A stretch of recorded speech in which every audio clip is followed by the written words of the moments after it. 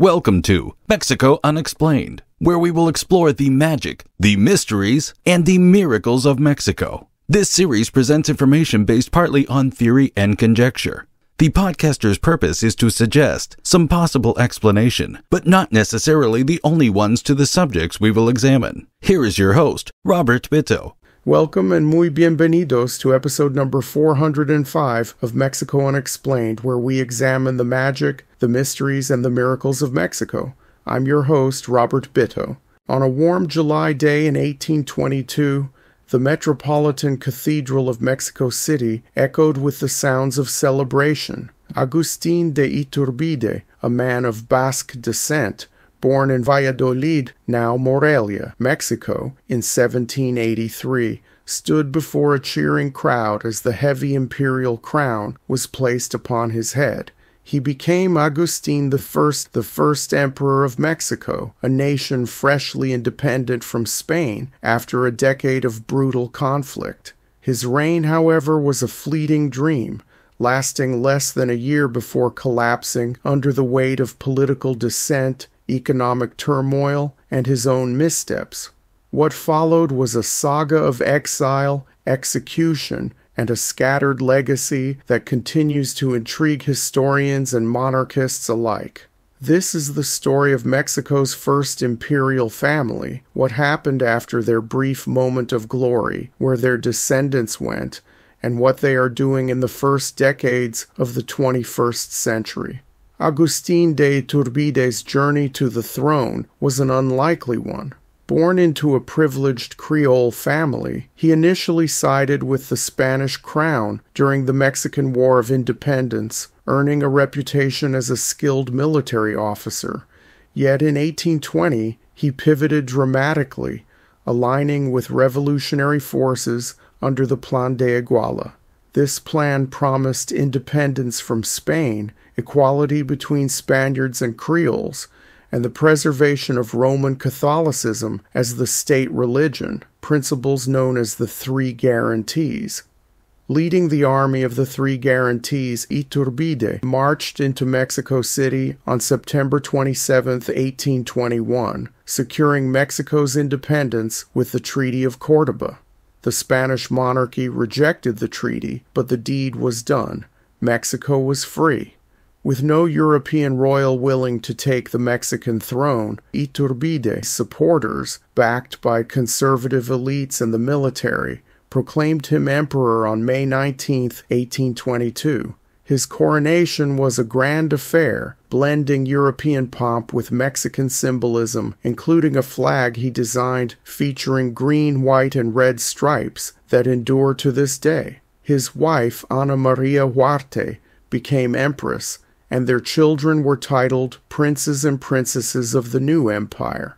The House of Iturbide was born, its legitimacy enshrined by the Mexican Congress on June 22, 1822, as a hereditary constitutional monarchy. The dream of empire quickly unraveled. Iturbide's rule was marked by extravagance and authoritarianism. He lived lavishly, demanded a well-paid army, and imposed heavy taxes, alienating the elite who had once supported him. His decision to dissolve Congress in October 1822 and replace it with a hand-picked junta sparked outrage, breaking his coronation oath and fueling rebellion. Figures like Antonio López de Santa Anna and Vicente Guerrero, once allies, turned against him. The Plan of Casamata, proclaimed in 1823, called for a republic and declared Iturbide's election as emperor invalid. Unable to pay his troops or quell the uprisings, Iturbide abdicated on March 19, 1823, just 10 months after his coronation. The imperial family faced exile. On May 11, 1823, Iturbide, Ana Maria, and their 8 surviving children boarded the British ship Rawlins bound for Livorno, Italy. The Mexican Congress granted them a pension, but declared Iturbide a traitor, outlawing his return under penalty of death, a decree he may not have fully grasped. In Italy, the family rented a modest home, and Iturbide penned his memoirs, reflecting on his brief reign. Spain's pressure soon forced them out of Italy, and they relocated to England, settling near London. There the family lived quietly, their children educated in British schools, while Iturbide grappled with his lost empire. In 1824, rumors of a Spanish reconquest reached Iturbide in England. Supporters urged him to return and lead Mexico against the threat. On July 14, 1824, he landed in Tamaulipas with his wife and two youngest children, unaware of the death sentence awaiting him. Recognized almost immediately, he was arrested, tried by the local legislature, and executed by firing squad on July 19, 1824, in Padilla. His last words reportedly urged Mexicans to unite. Ana Maria and the children, spared from punishment, retreated to the United States, settling in Philadelphia. Iturbide's body was buried unceremoniously in Padilla's parish church, though his remains were later moved to Mexico City in 1838 under President Anastasio Bustamante, who honored him as a hero of independence. The widowed Empress Ana Maria lived out her days in exile, raising her children in modest circumstances until her death in 1861. For more information about Empress Ana Maria, please see Mexico Unexplained, episode number 79.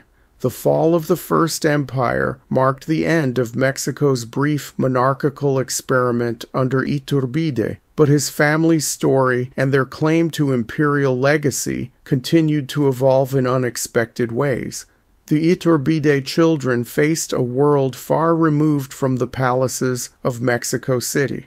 Agustin Jeronimo, the eldest son and Prince Imperial, born in 1807, became the titular head of the House of Iturbide after his father's death.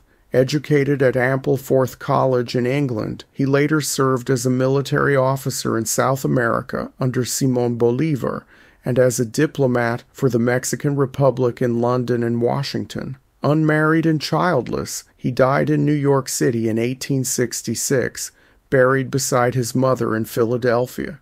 His siblings pursued varied paths.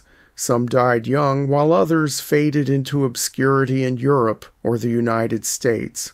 The family's fortunes shifted with the rise of the Second Mexican Empire under Maximilian I, a Habsburg archduke installed by Napoleon III of France in 1864. Maximilian, childless himself, sought to legitimize his rule by linking it to Iturbide's legacy. In 1865, he adopted two of Agustin Iturbide's grandsons, Agustin de Iturbide a Green and Salvador de Iturbide Marsan, as heirs, granting them the title Princes of Iturbide with the style of highness. Agustin Jeronimo, still alive, relinquished his claim to the throne in favor of Maximilian, preserving the family's symbolic role. This adoption merged the Iturbide line with Habsburg prestige, though it proved short-lived.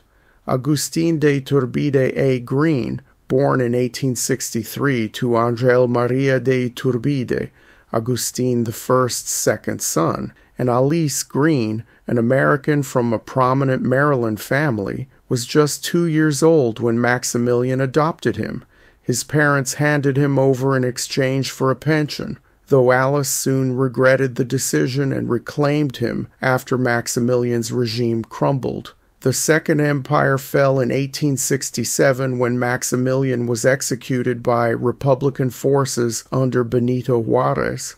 Agustin Iturbide a Green returned to his family in Washington, D.C., later studying at Georgetown University and a Mexican military academy. His dreams of restoring the monarchy led to conflict with President Porfirio Díaz, who exiled him in 1890 after he criticized the regime. He returned to Georgetown as a professor of Spanish and French, marrying Louise Kearney in 1915.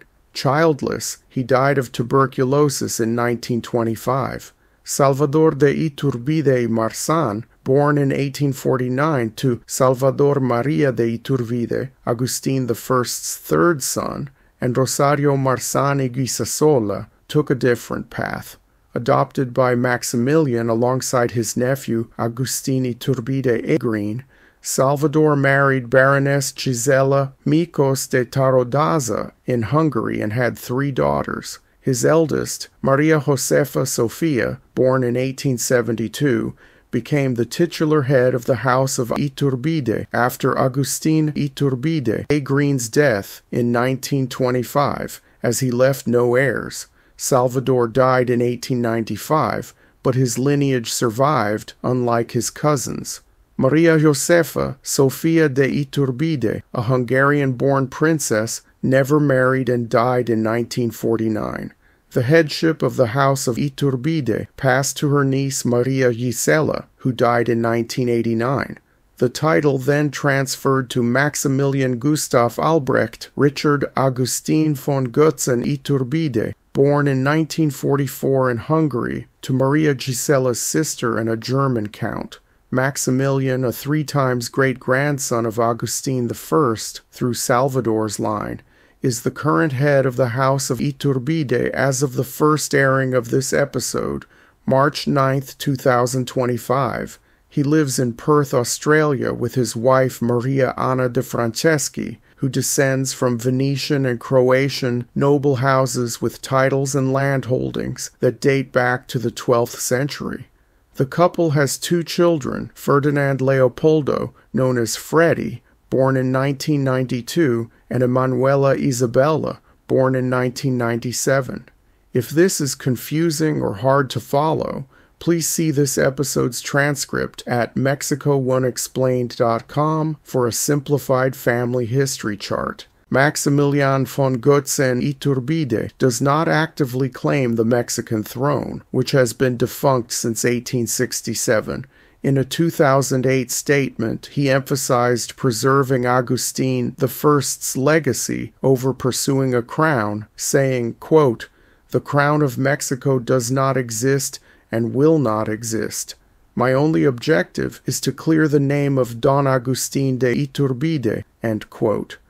A private figure, he has lived in Venezuela and Uruguay before settling in Australia, where he maintains a low profile, although he does have business interests and land holdings in Morelia and Guadalajara, Mexico.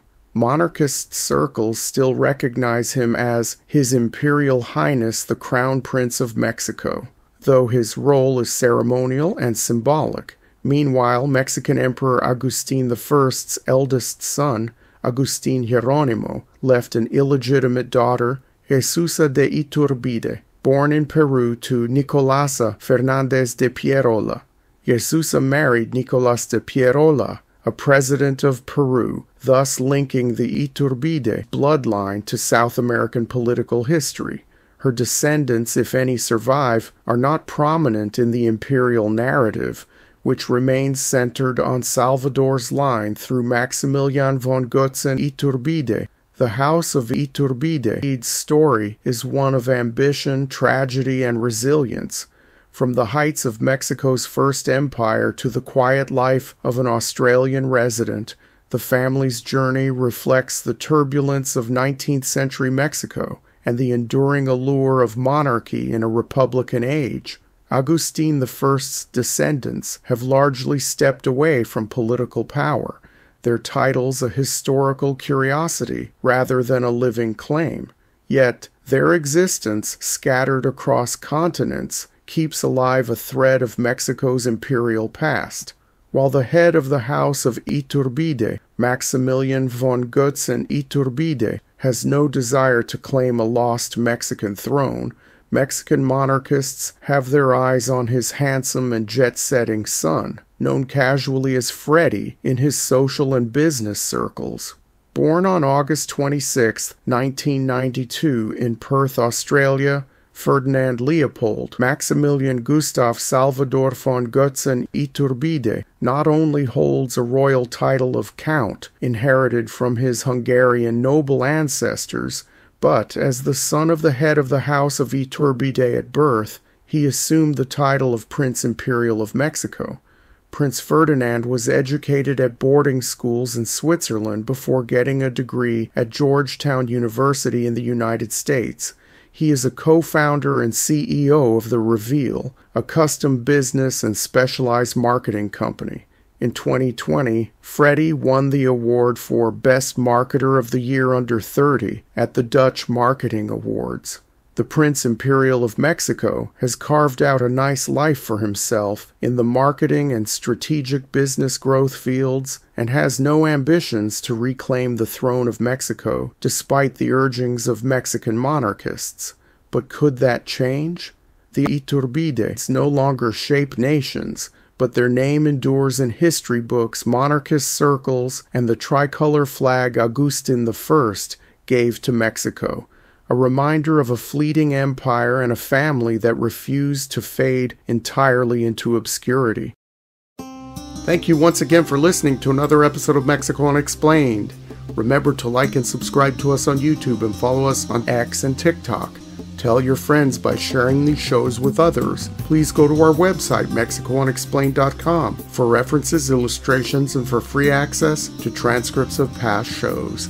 Please visit Amazon.com to purchase the books Mexico Unexplained, Mexican Monsters, and Mexican Miracles to get hard copies of the magic, the mysteries, and the miracles of Mexico. We appreciate your kind attention once again. Until next time, thank you and gracias. Thank you for listening to another episode of Mexico Unexplained with host Robert Bitto.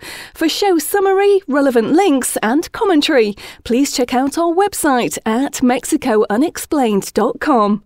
Like us on Facebook and be a part of the conversation. Adios and hasta la vista.